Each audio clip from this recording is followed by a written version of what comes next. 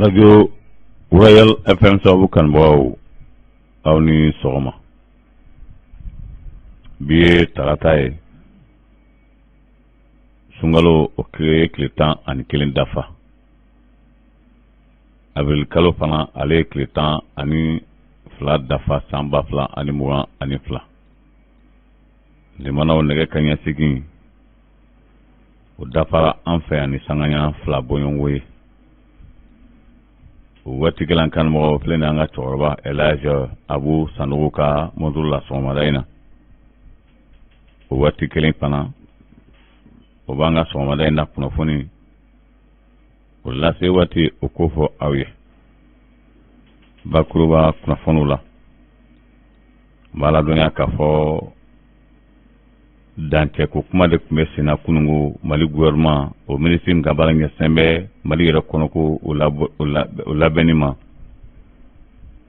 colonel major Ablaye Mayiga ale ye gouverneur wele ko frontière ko kuma de bɛ bi ka d'a kan Mali ni jamana 7 olu de bɛ dancɛ bɔ. Commune dɔ bɛ Joyila mara la commune tɔgɔ ko commune Jean Kulubali. Kunungo hali n'a y'a sɔrɔ araba tɛmɛnen Mali ka conseil des ministres senfɛ o y'a jira k'a fɔ ko maire min bɛ Jean Kulubali commune maire la ko jalakili caman b'a nɔfɛ. A labanna kaso ma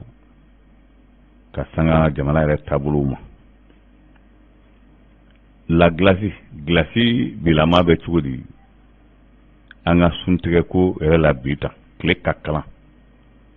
wulikajɔ bɛ yen waati na walasa maaw bɛ se ka glace sɔrɔ cogo min ka na suntigɛ a bɛnna kurantigɛba ma. Burkina Faso n b'a ladɔnya k'a fɔ Paul Henri Daminba ale ye yɛlɛma don a ka baara la kunun ko baarada caman bɛ yen yurugu ɲɔ ɲalen b'o la ko ka sɛgɛsɛgɛli ko o kan. Ninnu ka fara kibaruya tɔw kan sɔgɔmada in na Donkuwari filɛ a dun bɛna lase aw ma fana balimakɛ Karim Sibe fɛ. O la an bɛ dugawu don Ala ka tile hɛrɛ di aw ni ne ma. Furancɛ fanga min bɛ yen bi ni furancɛ fanga kɛra 2 ye ka d'a kan n'a y'a sɔrɔ colonel Assimi Goïta ale bɛ transition na tilara ka yamaruya di Mali maire bɛɛ ma olu ka taa transition na. A transition gɛlɛya min b'a la bi ka ɲɛsin maire ma ko caman kɛra k'o to maire la o ko o caman bɛ minnu kɛcogo ma ɲɛ o minnu kɛcogo ma ɲɛ an b'a ladɔnya k'a fɔ o ye sababu min ni a kɛra sababu ye Jean Kulubali commune o commune kɔnɔna an b'a ladɔnya k'a fɔ ko a maire ko tɛgɛ kɛra la ka d'a kan a nana ye k'a fɔ ale bɛ baara min na Jean commune kɔnɔna na ni ani maa caman tɛ ka ɲɔgɔn kan fɔ commune yɛrɛ baara taabolo la. Kɛrɛnkɛrɛnnenya la a nana ye k'a fɔ a kɛlen bɛ kosɛbɛ k'a ka mairie yɛrɛ secrétaire général o kɔni bɛ a bolo ten min mana bɛn a ma a b'o kɛ min mana bɛn a ma a b'o fɔ. O siratigɛ la a kɛra sababu ye sɛgɛsɛgɛli nana boli a kan ka na ye ko n'i ye commune fɛn o fɛn jateminɛ commune labaarabaga fɔlɔfɔlɔ k'o ye mairie secrétaire général de ye. Maa ma walima maire o maire ko n'i tɛ commune secrétaire général lamɛn a laban k'i bɛ gɛlɛya sɔrɔ o de ye Jean Kulubali commune a maire sɔrɔ. A nana fara o kan ka d'a kan n'o kɛra bɛɛ a laban ye min o y'a ye k'a fɔ maire fana bɛ baara kɛ ten min mana bɛn a ma a b'o kɛ ten o dun o kun bɛ se ka kɛ fɔlɔ bi in na furancɛ fanga in kɔni y'a jateminɛ k'a fɔ a bɛna sɛgɛsɛgɛli kɛ commune bɛɛ kan. A b'a ladɔnya k'a fɔ a nana ye ka fara nin bɛɛ kan Jean Kulubali commune maire kunaya bɔ tan ni maa cɛ a san dama de filɛ nin ye k'a fɔ de ko a ye commune kɔnɔdenw lasigi k'a fɔ n ye nin kɛ tan walima aw fɛla ye jamana aw fɛnɛ ye commune dilan cogo min ye Joyila mara la ko commune a maire ma sɔn o si ma. pôle économique minnu n'olu bɛ sɛgɛsɛgɛli kɛ olu ye sɛgɛsɛgɛli kɛ a mɛnna u ka kuma la ko maire caman walima maire bɛɛ lajɛlen de ka kunnafoni kɔni b'u bolo yen ni min y'a kɛ ka ɲɛ a fɔra banna ni e m'a kɛ ka ɲɛ a ka ca Ala fɛ olu bɛ sɛgɛsɛgɛli kurakuraya ka na fara kɔrɔlen min kan n'o nana gɛn ka jɔ i la laban ye min ye o ye sariya kɔni tali kama Jean Kulubali commune maire o dongo araba tɛmɛnen conseil des ministres la o ye a yira k'a fɔ ko ale ni bɔli ka kan bɔli yɛrɛ dama t'a la ko Mali jamana i kɛra commune kɔnɔ i kɛra sugu sugu ye k'a fɔ de ko dungo juguya walima kɛko juguya nana ye nɔ na ko o ye kelen pe de kungo ye ni min don ko aw t'o ɲɛfɔ kiribulon tigilamaw olu ka dagayɔrɔ la o de kɛra sababu ye nin yɔrɔ kofɔlen in joyila mara la commune Dan Kulubali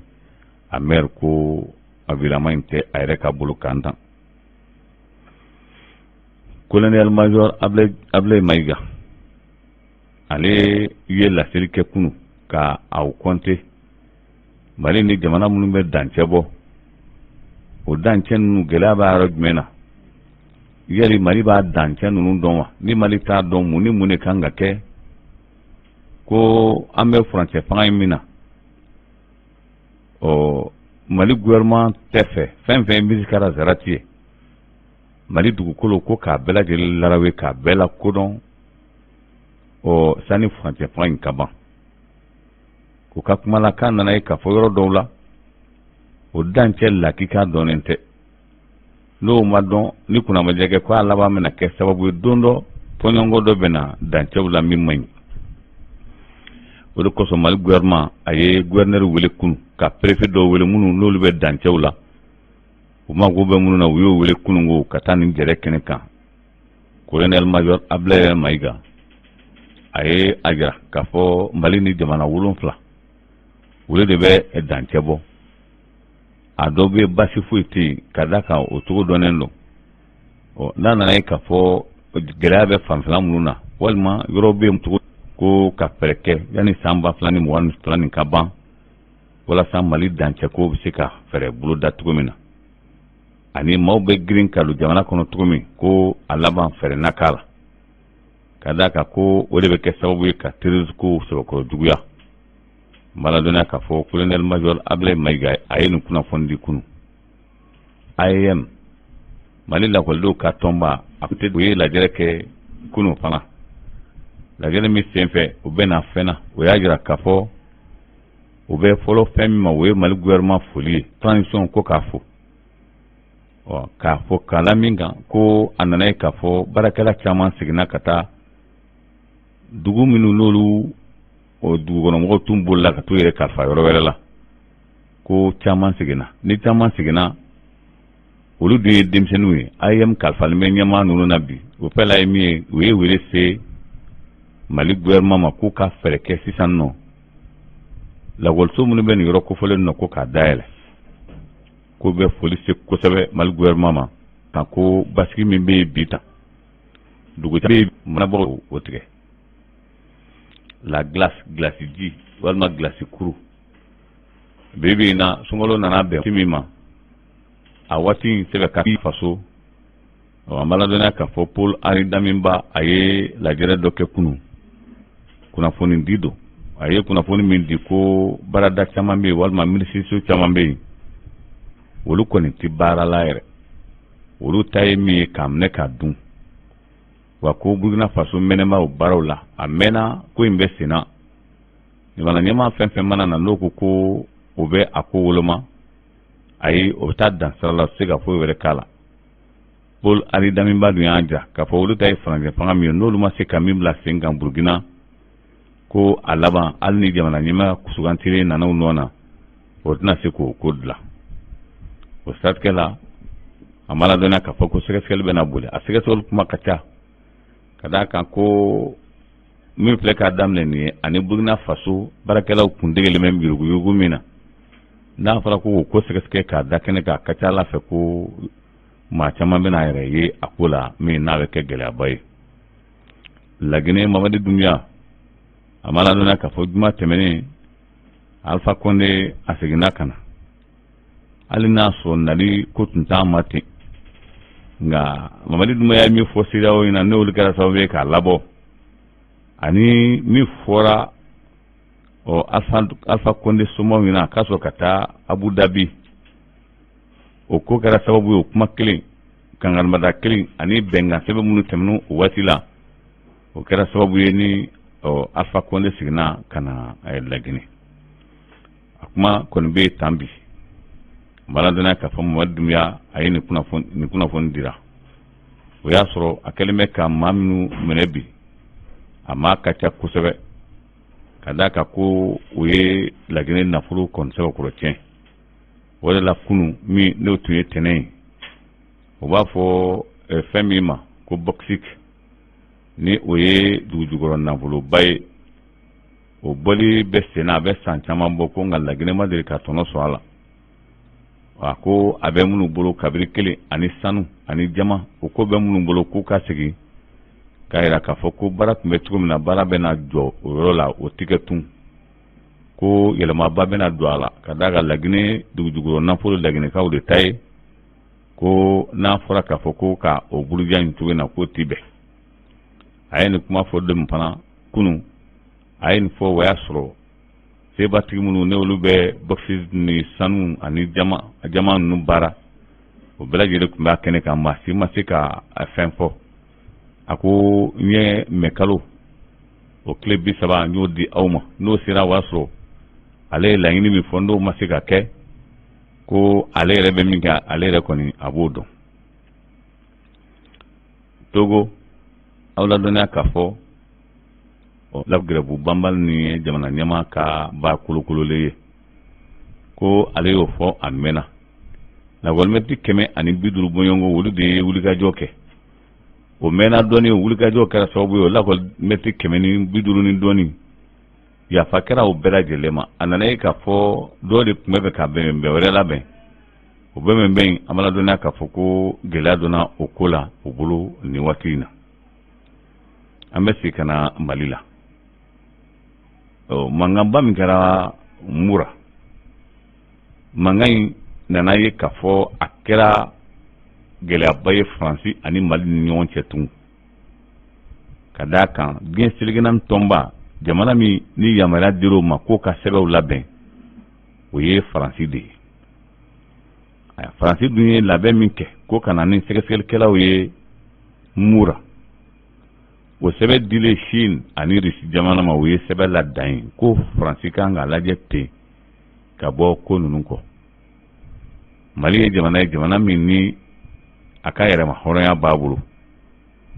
wa ni olu ye fɛn kɛ n'u ko kan u bɛ k'u ka ko kɛ cogo min na mun de b'o bali ko Faransi ka a da la ka fɔ i n'a fɔ a don Jean Yves Le Drian yɛrɛ tun bɛ diɲɛ selekɛnɛ tɔnba ɲɔgɔn ye kɛnɛ kan Jean Yves Le Drian kɔni fitindara kosɛbɛ a y'a jira k'a fɔ cogo bɛɛ la ko fo ka MINUSMA ci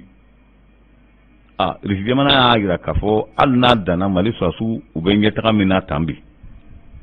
yali ni ko wɛrɛ ta jukɔrɔ maa kan ka mun wɛrɛ fɔ ninnu ye ni dɛmɛni tɛ ko u k'a lajɛ k'a ko dan ten sɛgɛsɛgɛli min n'o kun ma ko b'a la ko k'o ko di MINUSMA ma MINUSMA min bɛ jamana min kɔnɔna na bi san 9 a n'a kunkanfɛn olu bɛɛ b'a dɔn k'a fɔ o ko fana ɲɛmaaya tɛ maa si bolo ni Faransi tɛ o ko min ni bɛɛ b'o kalama kun jumɛn na ko kura a bɛna ko ka na ni sɛgɛsɛgɛli ye Mali fana y'a tigɛ a dan na ko sɛgɛsɛgɛlikɛlaw kɔni tɛna yamaruya di maa si ma olu de ye sɛgɛsɛgɛliw bila sen kan o de kosɔn Ismail Wage ale ni minisiri Umar Jara olu tun bɛ tile 2 in na Mura olu y'a fɔ cogo min na seereya bɛɛ b'u bolo fɛn min ni o ye Russie jamana ale nana ni subahana mansi mun ye subahana mansi kɛra sababu ye jihadisi ninnu tun bɛ ka fɛn fɛn fɔ jihadisi ninnu tun bɛ ka ko kɛ u bɛ yɔrɔ min na k'o y'a bɛɛ ye u y'a bɛɛ ye ka sɔrɔ ka fɛlɛ wuli u la o min n'o tun tɛ kɛ fɔlɔ ko in bɔra Faransi ni ɲɔgɔn cɛ tun Faransi ni hakili cɛ tun ka d'a kan nin baara min kɛlen filɛ o kana o nada la fiɲɛ in na k'a fɔ maa man ka tulonkɛ Mali la tun Faransikɛw fɛ yen nɔ Emmanuel Macron ani Marie Le Pen olu bɛ nin kuwa la ɲɔgɔn na kalo ni tile 24 a kuma ka ca kosɛbɛ laban kunnafoni kɛra min ye sɔgɔmada in na yalla k'a fɔ Emmanuel Macron n'a ma kunnaja Marine Le Pen kan min b'a da a kan kumaw jɛlen don kosɛbɛ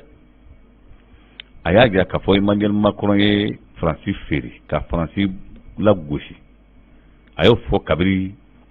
kalafili daminɛ la i bɛ se k'i ban fana débat o bɛ sigi ka min ɲininkali kɛ ɲɔgɔn na i bɛ se k'i ban o ma premier tour la Marine Le Pen ko a diyara a ye siɲɛ in na débat bɛ kɛ a ma diya ye o débat bɛ kɛ Emmanuel Macron dun b'a dɔn bi n'a kɛra débat kɔni ye a laban bɛ gbɛn ka jɔ a la kɛnɛ kan o de la hali n'a y'a sɔrɔ ko Faransi jamana kɔnɔdenw 128 bɔɲɔgɔnko votera Emmanuel Macron fɛ Marine Le Pen ta ye 123 ni a kunkanfɛn ko n'a ma kunnaja yɛlɛma bɛ sɔn ka don Faransi karafi ko la nin sen ka muso dɔ bila a kunna o kunnafoni dira an b'a ladɔnniya k'a fɔ Jean-Yves Le Drian ale lagosira kunungo Marseille ko kuma minnu b'a da ko ni ye lebu n'a kɛra lebu fɛn fɛn u ka kuma la n'i y'a kuma jateminɛ